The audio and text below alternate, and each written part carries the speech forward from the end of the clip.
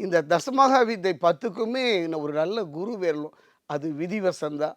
அந்த வகையில என் தாராவை போய் நான் அந்த ஆலயம் சென்றேன். மிரண்டு போயிட்டாங்க. அந்த வழிபாடு முறைகள்லாம் கேட்கும் பொழுதெல்லாம் மிரண்டே போய்விட்டேன். அன்னையை அங்கு வல்லவர்கள்லாம் கட்டி பிடிச்சுக்கிறாங்க. அவ பாதத்த கட்டி பிடிச்சுட்டு விடவே மாட்டேங்கிறாங்க. கிடைக்குமா இந்த வாய்ப்பு எனக்கு? ஓடி சென்று என் அன்னை பாதத்த அப்படியே பிடிச்சுட்டு அழ ஆரம்பிச்சுட்டேன். அந்த பண்டா என்ன பிடிச்சு இழுத்து விடுற வரைக்கும் நான் விடல. ஏன்னா வாய்ப்பு தொடவே முடியாத ஒரு தெய்வத்த தொட்டு வணங்கினேன். அதுக்கப்புறம் வெளியில வந்து பார்த்தா வாழை இலை.